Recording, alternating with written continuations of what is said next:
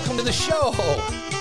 This is TED Talks Too Much, and we've got another great one for you today. I am Ted Moss, ex-retail salesperson, stand-up comedian, and your host. We are located in the OK Boomer Studios just outside of Flint, Michigan. That's right, Flint. Michigan's water wonderland, where they are still wondering when they will get some clean water. But while we all wait for that to happen, let's talk. Hey, we're lucky today. We've got one of the biggest names in stand-up comedy in the Detroit community coming to visit with us. He's been doing stand-up for a couple decades. Big Italian guy with a soft heart. Good friend of mine. You're going to like this if you like comedy, so stay tuned. We'll be back with Sal Demilio right after this.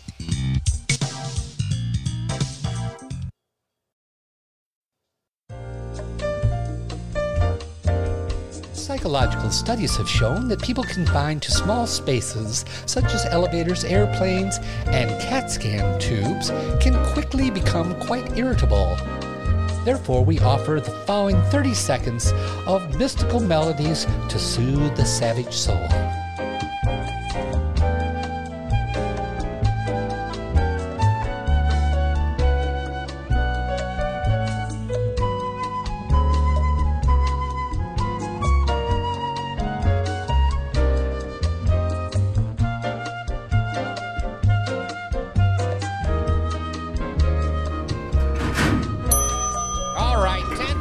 Pottery, pots, pans, and PJs. Everybody out. Where the fuck's the paint?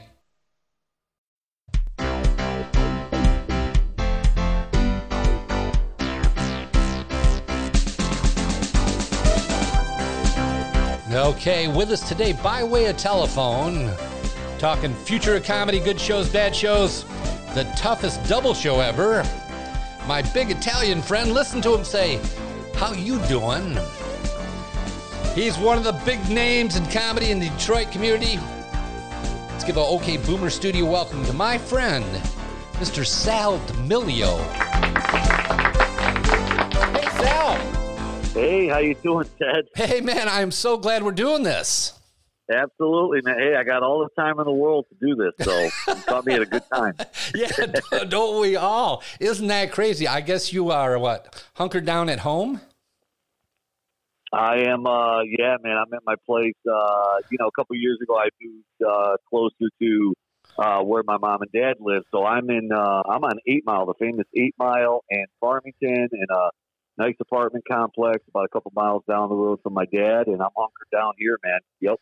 Oh, cool. Now, is your dad living alone at this point? No, my brother, I got 2 older brothers. My middle brother actually lives there. He's been living there for the last couple of years. So that's a good thing. So my dad does have somebody, at the house, family that doesn't have to, he's basically quarantined with my middle brother. So, right. Or locking down, I should say, not quarantine, but locked down with my middle brother. So, yeah, I was going over there, once a day just to check up on him and stuff.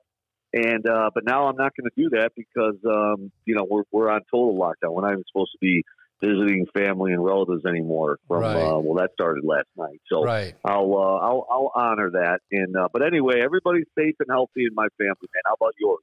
Yeah, everybody's fine as far as I can tell. I've got kids out in Seattle and in Chicago, and I've got a daughter here locally that just had a baby, and I'm most concerned about her. She's got to send her husband out about once every 2 weeks to the store, but they seem to be fine. They seem to be doing everything they're supposed to do. So, I'm happy about that. Good. I was going over to visit, but now I'm not even doing that because I just want to be super careful. Yep. We all have to so that we can get back to getting on stage and telling jokes, hopefully, Do you think that'll happen? Absolutely. Oh, are you kidding me? What do you think? Stand-up comedy's not going to die? No. It'll start up again. You know what? It will. But, this is weird, but for years I've been saying to Billy Reno and a few close people that the way we deliver comedy because of the internet is going to change. And I don't know what that change is going to be or what it's going to look like totally, but it's going to be via the internet.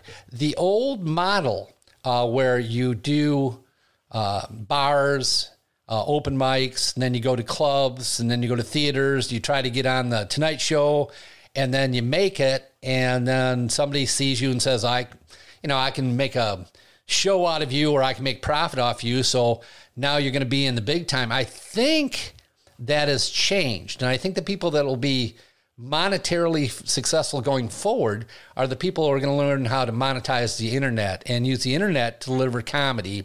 But I don't know what that's going to look like. I agree with everything you just said, and was very pointedly said. I don't think that's ever going to leave us. Like, for instance, you do have a chance to get on a show or be an actor or whatever if you do that, even today. Basically, if you're a 20-year-old kid and you want to, or 21-year-old kid, and you want to move out to LA and work the Comedy Store and try to get some agents out there and get into a sitcom, you can still do that in this day and age. Right. But you also have to have the YouTube and the internet presence as well. I think you need to still do both. But you're right. If you don't do the LA, New York move, you have a better chance today of getting a little bit more known because of the internet. It's you're right. In the 90s and the 80s, the only way you could make it was to do the trajectory that you just said. Right. Now there's another avenue, but I don't think that avenue of going out to LA and trying to just work up the ranks, I think that's still going to be around. I think so. Yeah, that's my thing.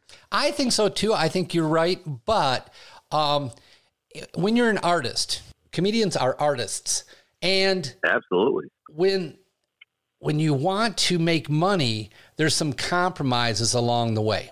And if you talk to musicians, they'll say, well, we had to pay this kind of music because we could sell more records.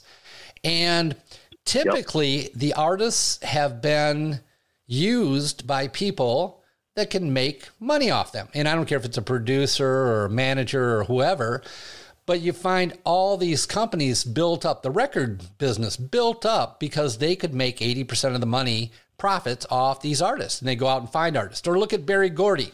He took these guys out of Detroit, and they played more hit songs than Elvis and the Beatles and the Rolling Stones put together, and they're called the Funk Brothers, and nobody heard of them because he was paying them next to nothing. They were local artists, and Berry Gordy figured out a way he could get the artist to perform and create at a very low monetary cost to him, and he could make great profits off it. And that's been the history of monetizing art, that the artists are so concerned in developing the art, they forget about the monetization of the art, and somebody else has profited off it. But like the news media has been sidestepped by Twitter. When the president can talk directly, doesn't have to talk through the media and through their funnel where they're going to sell advertising and make a profit and employ all these people based on what he says. He can directly speak to the consumers or the people who want to listen to him. And I think art's going the same way. The record companies aren't as important anymore.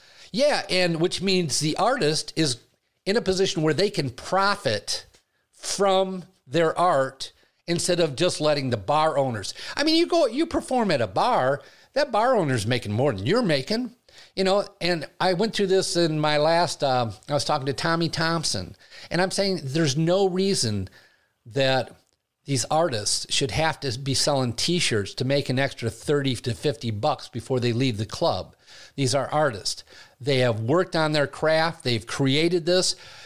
Bars are just providing a microphone and a light, and the reason the people are coming into the club is to see the artist. Well, I think that artist should be paid, and I think the internet is going to be the way that that's going to get done. Yes, I agree with everything you're saying. I think the internet is making it possible for artists, whether you're a comedian or whether you're a singer or you're even a whatever, a magician. I mean, it doesn't matter. You can have a YouTube channel and make money, and you're absolutely right. And that's changed the universe, obviously.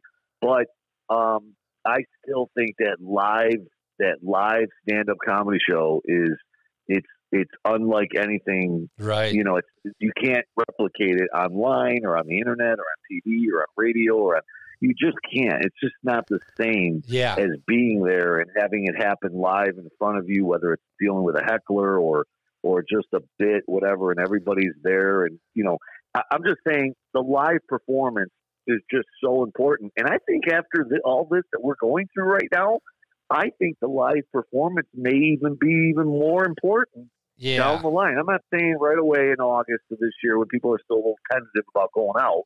I'm talking about maybe a year from now or a couple years from now when people are just, they might get sick of the internet. You know what I mean?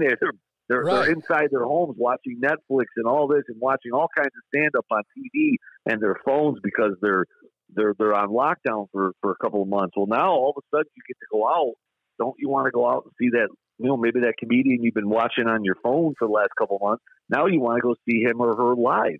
Yeah. You know, so I think it might actually benefit the live show down the line a little bit. But you're right. The internet has changed entertainment for the artist. You're absolutely right. Now there's no Barry Gordy there taking your profits. You can just go on YouTube and be a YouTube sensation. Right. You know, and then when you're a YouTube sensation, you could when you are a YouTube sensation, now you can say I'm going to be at the Fox Theater on April 10th. You're selling that out. You're going to pay me $3,000 for the weekend. I think that's what's going to happen. I think people are going to, you know, there's still going to be the bar scene, and you aren't going to get paid a lot. It's a way to get experience, but somehow you have to build up that middle of your career on the internet until you have a draw, and then you're going to fill a theater. Then you're going to be able to, you know, make bigger money. And so you're going to turn into like the Beatles, who quit performing except when they were doing like big concert shows. You know, they were just going in the studio. They're doing the recording. But in the studio, you don't have to pay a manager. You don't have to pay all these people to produce your stuff. You can produce it yourself. So I think you still got to start out doing little open mics and those things for little crowds. But I think once you kind of have that down, if you can somehow convert that to the internet and then build a following and then be in more demand when you go to Vegas or when you go to Reno or you go to Chicago, so you can get paid instead of selling T-shirts at the door. Yep, that's a good point. Another way to look at it is to kind of take the opposite of what kind of me and you are talking about right now. And I was watching an interview with Jay Leno. Yeah. If you notice, I'm going to ask you a question right now. All right. Have you ever seen a video of Jay Leno on the internet, whether it's Facebook or on the internet? Have you ever seen a clip of him doing stand-up? Have you ever seen one clip of Jay Leno doing a stand-up set? Never. And I know, right? I saw this too. Yeah, somebody asked him about that, and he said, "Look, now I'm sure Jay Leno's got 4 or 5 hours of material. I don't know why he would talk like this, but he was talking as if he only had 45 minutes of material because what he said to the interviewer was, he goes, "I've got my act." He goes, "If I put it online and everybody sees it, a million people see it all at once. Hey, that's great. I just got 1 million views on my YouTube channel for my act. But now I go to Kansas City and those people come out and they see those same jokes. And then I go to LA and then I go to Utah and all those people saw my video on the web. Now I'm not fresh. I'm not new. But he goes, if I don't do that YouTube thing, I go to Kansas. These people have never heard me. They've never heard my jokes. So, right. Yeah, I don't know. But that's a famous person saying that. He's already rich and famous, you know. I mean, people like us, we still need to get those viewerships, you know. So yeah, it's for me to have 1 million hits on YouTube for one of my YouTube videos. That's gonna, to your point, that's gonna benefit me. You know, to Jay Leno right now, that ain't gonna benefit him. So, you know. No. Well, you know, I talked to Billy Reno about that same thing. I told, because Billy put out a CD, and I said, dude, you got a CD. Now do you have to change your set? Because I bought a CD of Dave Landau walking out of his show one time and plugged it in my car on the way home and heard him tell the same jokes I just freaking heard at the club. What the hell, dude?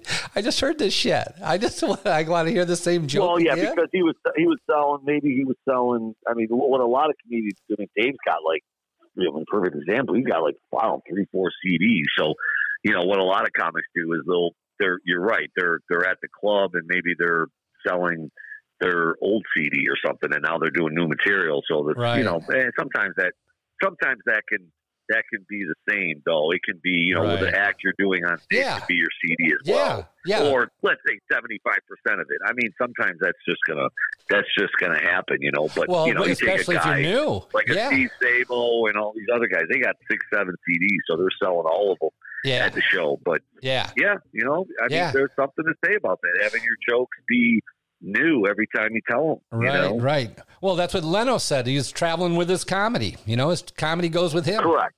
Correct. But then you got your guys like, it seems like Dave Chappelle and Bill Burr and everything. Netflix is bugging those guys to come out with new material. Well, so those guys got to do 3-4 specials in freaking 2 years, man. Pay me $10 million. I'll come up with new material. I'm good with that. I'm right with you. I'm right with you. I am writing every day. Yep. Hey, absolutely, man. You know what? How long have you been doing comedy? You've been doing it for quite a while, right? I started in 1996, somewhere. I think it's 1996. Me, Bill Bushart, and Rob Little have our little anniversary date, and I think it's October, where we all started and did a show together and all that. So it's 22, 23 years, somewhere around there. That's awesome. And you know what? We've talked about you on a number of my podcasts on how nice and generous and you have been to new upcoming comedians. And I want to ask you, do you see any difference in young comedians just trying their, comic legs out now compared to when you started? I know every comic in the world has talked about the old days and everything and how different it was, but it's different times. I'm sure if you talk to a baseball player, it was different 20 years ago, or an actor or a musician or whatever. It's always different than when you started, right? Yeah. But I think the younger comics today, it's a difficult game now because there's not as many comedy clubs, and I think we've all talked about that around the airwaves. Yeah. And but there's more bar gigs, there's more of those kinds of places. So I don't know, it's a wash. But I think that to your point that we were talking about earlier, maybe a younger comedian can get out there and get his name out there, because if, let's say, a comedian has just 10 minutes of material right now, right? That he or she can put that 10 minutes on Facebook or YouTube or whatever, and get some fans out there. And that way, when the clubs open back up, and that person with 10 minutes maybe wrote another 10 minutes, so maybe you saw his video, and all of a sudden, here's a 23-year-old comic with a lot of followers in Detroit because he put his YouTube video out there, and then people come see him at the club. Right. But I think I'm getting off track there. But as far as the younger comedian, I think it's a little harder now because you've got more people wanting to be comedians than ever before. You got to remember back, and even when I know a lot of comics talk about the early 80s where there was literally more comedy clubs than there were comedians. Really? I forgot what it was. Yeah, I think Jim Carrey or somebody said that quote. That was the big boom. Well, now it's the opposite. Now you have less comedians, less clubs and bars and gigs, but you have more comedians because of the internet, because of Netflix, because of the popularity of Dave Chappelle and Louis C.K. and all these guys. Now, a lot of people want to become comedians, or maybe even 20 years ago when I started, they really didn't want to become a comedian. There really was no hook there. I mean, a little bit of a hook. Obviously, you saw Eddie Murphy and things of that nature. You wanted to become a comedian. I mean, that's how things evolve. You want to become your mentor. You want to become. I watched Rodney Dangerfield when I was, in late high school and stuff, or early college, and I'm like, oh my God, if I could ever learn to do what he's doing, So he inspired me, and we all get inspired. So there's more comedians, I guess, now because there's more inspiration, I guess, if that makes sense. And there's more but you know what? Sal, I don't think people understand how difficult it is. I mean, I can't tell you how many people I run into, and when they find out that, I've done stand-up comedy for a while, they instantly say, oh, everybody says I should do stand-up, and I'm kind of funny, and I can be sarcastic, and I'm thinking, you have no idea how difficult it is to get up in front of a large audience and have that comic interaction with them and actually be good at it. It's because it's a difficult thing. And I think there's tons of people who want to that just don't have the ability to do it. No doubt about it. No doubt about it. It's a very, very difficult thing to do.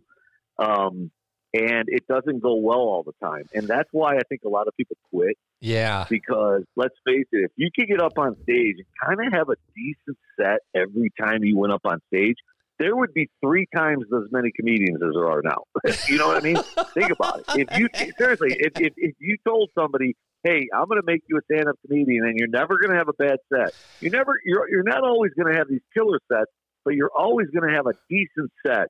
Man, there'd be 5 million comedians out there. I think a lot of comedians quit because of the rejection from audiences sometimes. I mean, it totally sucks to eat it on stage. It is but it happens. It happens to everybody in the world. Yes. It happens to everybody. And it happens still now today, 22 years. It just happens once in a while. It happens less frequently than it did when I started, but it still happens. And people can't take that. There's a lot of people that can't. You have to have a thick skin to be a comedian. You got to have, you got to be able to. And it's. You're right. It's some people see it. You know, if you go to Ridley's and you do 7 minutes at Mark Ridley's, and somebody in the crowd goes, "Wow, I want to do that." Well, that 7 minutes took whoever did it. I'm not even talking about any. Whoever did that 7 minutes and did really, really well, they did that 7 minutes 1,000 other times. Right, right. But the person in the audience doesn't see that part, doesn't see that comic going to an open mic and in the middle of the week in front of 3 people to work out those lines. You know, those people don't see driving in the rain and the snow and, you know, or getting canceled or dealing with other comedians that you don't like or hecklers and this and that. And as soon as the regular person sees all that shit, they're out. They're out. You know, so and the ones that are crazy like us stay in. You know. Well, you know, I drove all the way up to Traverse City, 4.5 hours to do like 15 minutes. But, you know, I drove up with Billy and Tina, some people I liked. We had a good time in the car driving up, enjoyed the conversation in the company, and, you know, it wasn't bad. Well, you and I, we went out to the middle of nowhere in the Thumb. You know, it just to some little podunk place that you invited me to go with you. And, you know, I mean, my set was okay. It wasn't great, but I had a good time. It was a nice drive up, a nice drive back. You got to enjoy the whole process, I think, if you're going to do it. Yeah, so this is a true story. I don't think I've ever even said this to anybody on the airways, but I actually used to lie to my family. When I was about 3-4, I'm not kidding you. When I was about 3-4 years in, this has to be about 2002, 2003, somewhere around there, 5-6 years in. I was starting to get some work. I was starting to get some feature work. Yeah. And I was getting feature work like in Traverse City, like you just said, 4 or 5 hours away. Yeah. And I would be with my family, and they'd be like, they'd be like, what are you doing tomorrow? And I'm like, well, one time I said, I'm doing a show 5 hours away. I'm getting $100. And they're like, are you freaking crazy? And, you know, trying to talk me out of it. So after that moment, I said, I'm never going to tell my family that I'm doing a far gig. So every gig that I ever did was like 20 minutes away. Oh, I'm only going 20 minutes away, Ma. Don't worry about it. Oh, Dad, I'm going up to, I'm just going to Jackson. It's only an hour. I was going to Milwaukee. I was going to Milwaukee for $200. You know, like, I didn't want to tell them because they thought they would probably lock me up in an insane asylum. Yeah. Well, you kind of are. You kind of got to be, dude. You know, I had a gig. Where was it? It was downriver. I actually, it might have been one of your jobs. It was down, I think in some yacht club down near Wyandotte or on the river or something down there. Yeah. It was a fundraiser for the Cub Scouts or Boy Scouts or something. I don't know. And we had a good headliner out of, I think he was out of Chicago, and somebody else and me. I don't know. Anyhow, I drove down there, and it was kind of a last-minute deal, and I don't know. I probably got paid $50, $40, something. Sure. You know, next to nothing. But it was a good experience. It was a good gig. It was a good audience. It was a nice challenge. But for me, it was about an hour and 20-minute drive to get there, an hour and 20 minutes back. Plus, you got to get there half an hour at least early. So, you know, you're taking up 4 or 5 hours. and you're getting paid $40. And I got down there and they're selling things, tickets, raffle tickets or something in the back. And the girl was a little put out that I wasn't going to throw her $20 to participate in what's going on. I said, if I just spend this money on gas, I'm breaking even. No, I'm not going to donate. Yeah. My donation is my sense of humor. That's why I'm here. Now, think about the story. You just sold $50. You drove an hour for $50, an hour back, so 2 hours for $50. You tell a New York comedian that's working in the city that they could go make $50 if they had to drive an hour away, they would do it in a heartbeat because they're working for free. They're doing all those sets in the city for free. Yeah. You know? So, well, that's what it takes. So yeah. So $50 is actually pretty good. You know? I mean, it's crazy to say, but I know. It's nuts. I know. I can't tell you how many of Bonto's shows I've done for $20. Like, all right, I got $20. All right. Yeah. You just do them, and then, what happens over the years, what happened to me is, and again, I'm nowhere near financially set as far as comedy goes. That's for darn sure. But the money does start to go up. The longer you do it, you just grind it out and you get your name out there and you do a good job and you hustle and you're respectful to the club owners and you just do a good job and you come back with some fresh material and you're always working, and all of a sudden you just start making more money. You just do. It just happens. It just naturally happens, and it's not a lie. I'm not going to lie. It doesn't go up from, 10,000 a year to 100,000 a year. It doesn't work like that. Right.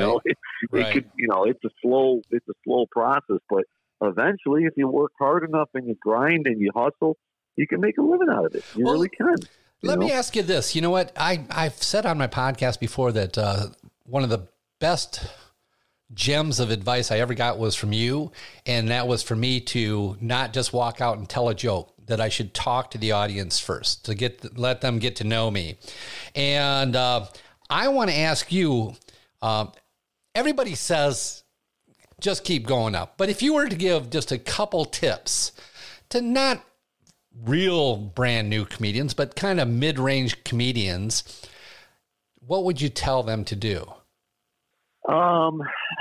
As far as, can you narrow that question a little bit, or are you talking performance? about I mean, something that they could take that you learn from experience of performing year after year. Like you told me, talk to them first before you tell your first joke. I mean, I used to get out there and just start shouting out jokes and thinking, okay, this is how. Yeah.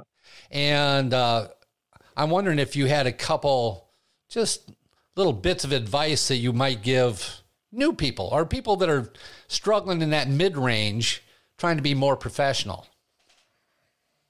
Yeah, I would say if I was to, and everybody's different, obviously, some people are maybe doing better at other things than, you know what I mean? If you watch their set or if you see them for a while, you can give them better advice. But all in all, I mean, I would say, and again, the advice that I give either you or whoever is just advice that I've heard through the years from other comics. One of the greatest advices I ever got, and I bring this guy's name up in almost every interview I do, but when I was working with Nick DiPaolo at Joey's Comedy Club in Livonia, who's one of my favorite comedians, I just liked the guy, and I saw him on television for a couple of years, and all of a sudden I was working with him at Joey's Comedy Club in Livonia, and it was a big deal for me early on in my career. And, we went downstairs after and had a beer or something and got to know each other. And I just said, man, you're just a funny guy. And how did you get good? And how did you do this? And he said, you know what? He goes, I just went up. I went up on stage as much as possible. And he told me a story about before he moved to New York, he went up 300, and I think it's something like 321 straight days. Oh my God. I went, what? And he goes, I went up 300. He literally, for a full year, I was up on stage every night. He goes, Monday night it'd be a coffee shop and, outside of Boston. And Tuesday night was an open mic night at Nick's. And then Wednesday was on the South Side at Charlie's. They had an open mic in the basement. And then Thursday, Friday, Saturday, I would work the club at Nick's and do the whole weekend. And then Sunday was an open mic at the Ramada Inn. Man. And then he goes, Monday would start all over again. He goes, I went up every single night. I got good by just doing that. you know, and I'm like, wow, that's pretty good advice. So after that, I started just going up at open mics and just trying to get up as much as I possible. Instead of just doing, you know, the Friday night set, I would try to go out and do a Tuesday and Wednesday. I mean, I wasn't getting up as much as he was, but I was at least saying, okay, instead of one time a week, I got to do 3 times a week now, just because of that story I heard Nick DiPaolo say. Right. So I guess to any comedian out there, young comedian out there, I know it's really tough to get stage time, but if you're struggling to get work and you're not getting booked by Ridley and Ann Arbor and one night stands and all that in Detroit, at least try to hit the open mics, you know, at least try to hit the open mics. Yeah. You know, Tom Swan's got a great 3-4 night run of open mics of comedy in Detroit. Yeah, you know, if I was a new comic, I'd be hitting up Tom Swan going, can I go up every week at your shows? Right. You know, that's what I'd be doing. You know, I still do it. I call the guy up. Hey, I want to try 5 new minutes, man. Can I come out to the Tiki Bar in Walled Lake on Wednesday night? Yeah, man, I'll put you up. You know, that's another thing now that we're jumping around. You know, when you do comedy for a long time, you kind of get a little bit of respect. Like, you can get up on stage a little easier than it is for a new guy. You know what I mean? Yeah. Because I'm pretty blessed that I think if I call, I'm saying this, you know, they might hear this and agree. Hopefully they do. But I feel like I could call Mark Ridley, Roger Feeney in Ann Arbor, or Mike Green at one night stands. I've been around this long that I could call those guys up and go, hey man, I need to get a really, really good 5-minute, 7-minute tape. Can I come in and do a 7-minute guest set this week with your Saturday night crowd, so that I can get a really good tape? I think all 3 of those guys would say yes. They would say yes, unless they had, you know, Kathleen Madigan or a special engagement that they couldn't allow any. That would be the only way those guys would say no to me. That's pretty refreshing to have in the back of my mind. That makes me feel pretty good that I can say that, you know. Cool. Hey, so, can I ask you about having bad sets before we get off comedy? I want to talk to you about some other things, but can I ask you about the worst set you ever had and also the best set you ever had? And you don't have to make, you know, long stories out of them, but I think it'd be interesting to hear, you know, just about a horrid set and about a good set you had. God, the bad sets. There's so many of them. I don't even know where I could. Seriously, there's just so many bad sets. But that's why I like you, Sal. But, there's so many of those. But one of my favorite sets, and luckily I've had you know quite a few of them as well. But one of my favorite sets that I have ever had, and because it's my only standing ovation, I got a standing ovation at Fisher Hall in Frankenmuth, one of Melissa Hager's gigs. Yeah. And that was just one of those nights where every joke I said, every ad-lib I did, every improv I did, worked. Everything I talked about, just everything worked. It just all came together, and it was just a great feeling for them. That's a great, that's a great location for it or nothing like that. Yeah, that's a great theater really cool. too, man. It's just the right size and it's a professional stage. I really like that. Actually, I've had my best set ever there too. Yeah, it just was a really good special night, and like I said, it was just I'm just picking that one because I got a standing ovation. I mean, I've had great sets. I mean, one of my best sets I've ever had at the Dow Center for the Brouhaha. Up in Saginaw, that's 2,500 people. I mean, I had 2,500 people all laughing in unison. I mean, that's pretty special. Yeah. So, you know, that's a good one too. And I don't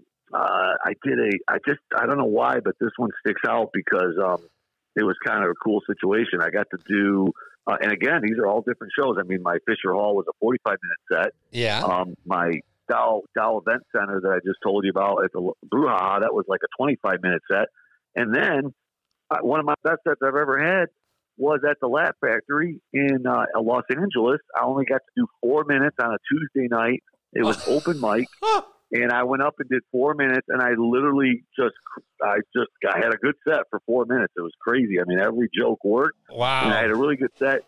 And I come off stage, and Dane Cook gave me a high five and said, "Man, that was good shit, man." And I'm like, you know, Dane Cook this was like when Dane Cook was like a household name. This was probably 2005, 2006. And you'll find him today doing those exact same jokes.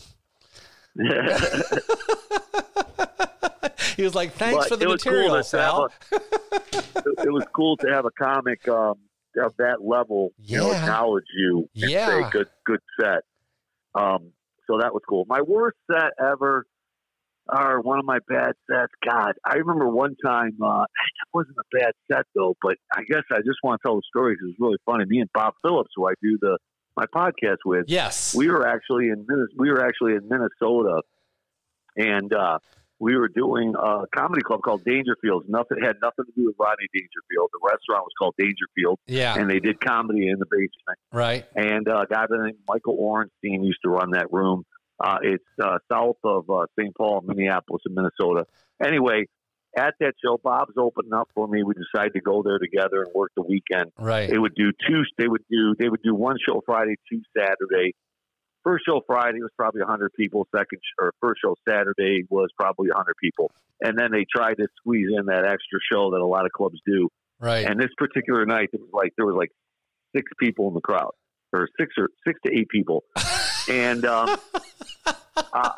Bob's up on stage. Bob did his set, and then I went up and did my set. And about 5 minutes into my set, I'm like, I wasn't getting any laughs, and there was literally only one table of people. They were at a rectangular 8-top table.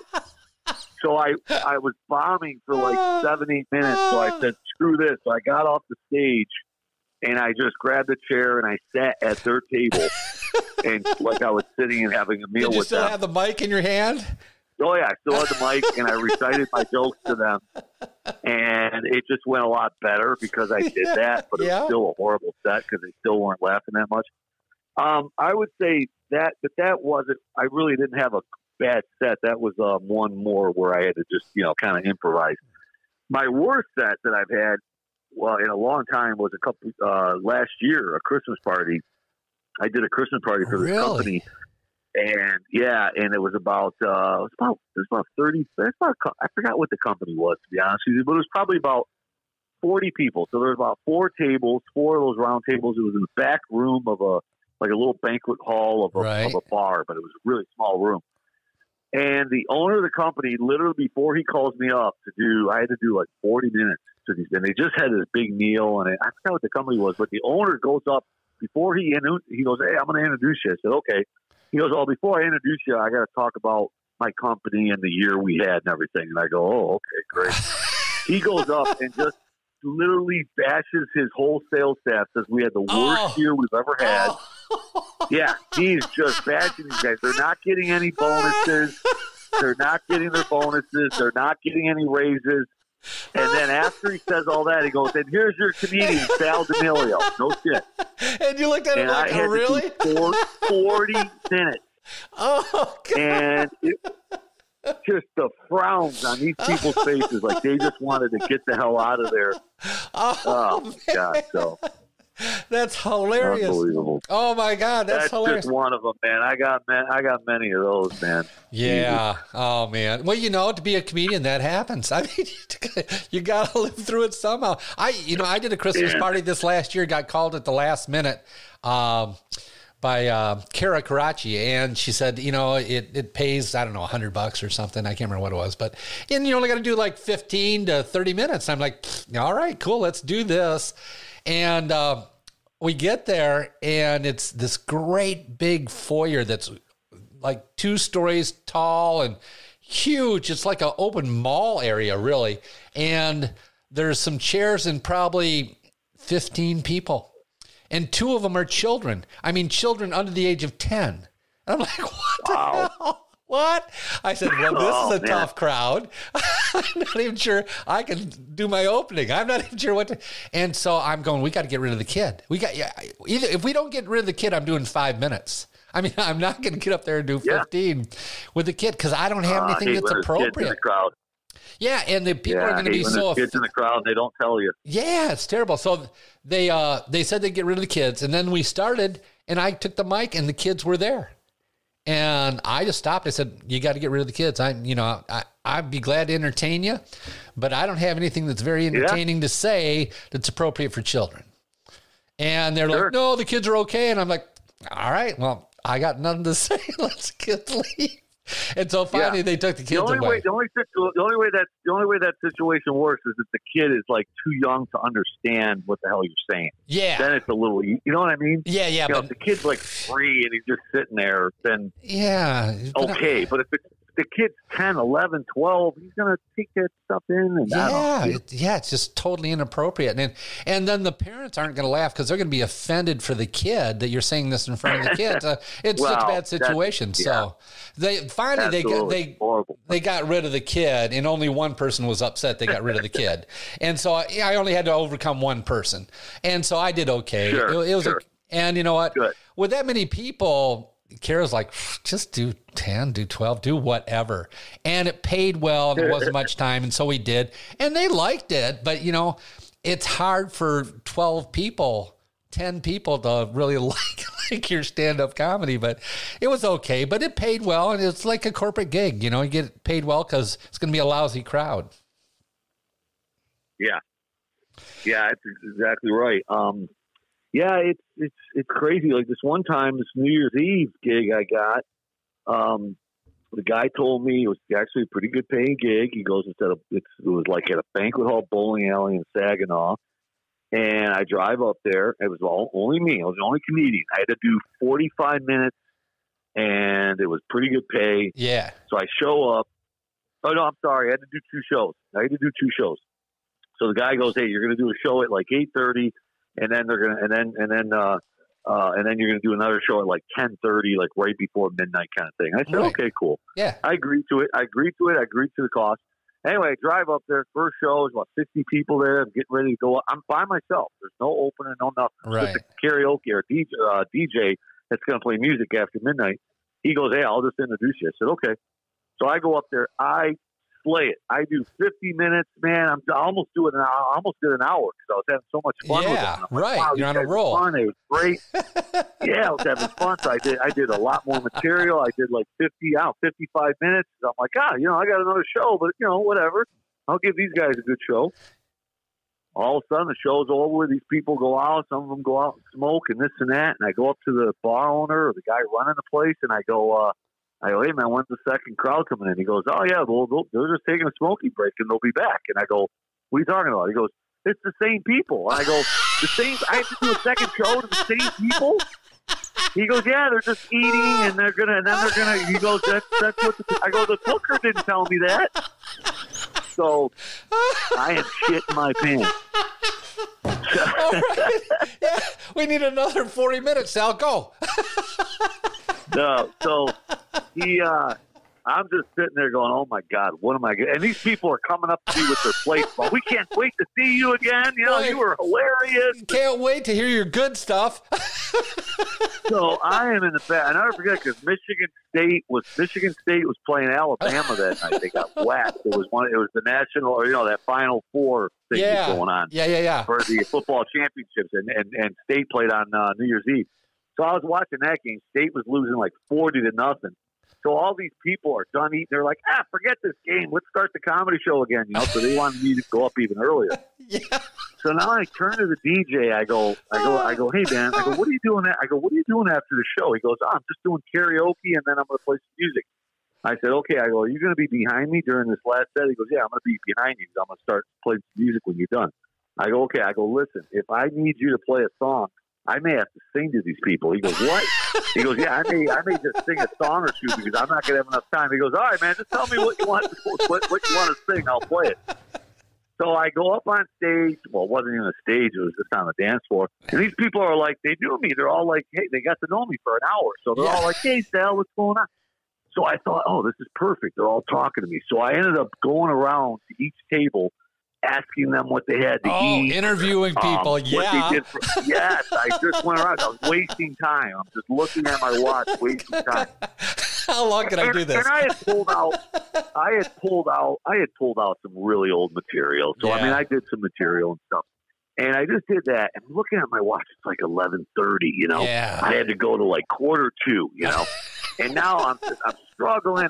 But I'm having a good set actually. It was actually going really good. But finally, long story short, I broke down.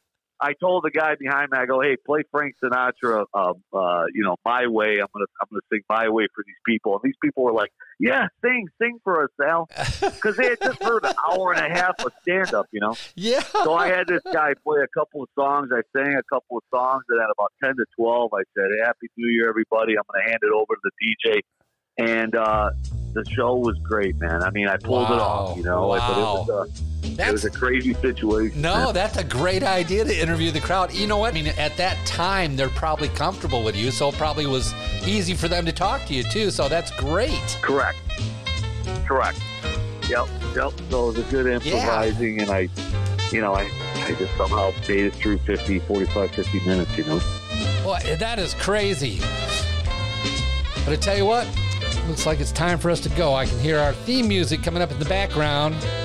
But I do want to give a thanks to my guest today, Mr. Sal Demilio. Isn't he great? Tell you what, we've got more of Sal coming up in the next episode, so tune in for that. And in the meantime, you can find all my episodes on tedtalkstoomuch.com. That's with the number 2. Or my new YouTube channel, you can find that too at Ted Talks Too Much. And coincidentally, you can send me an email at tedtalkstoomuch@yahoo.com. You all be safe out there. Hunker down. Be good to each other. And just try to be happy. This will be over soon. Until next time, I'm Ted Moss, and those are my thoughts.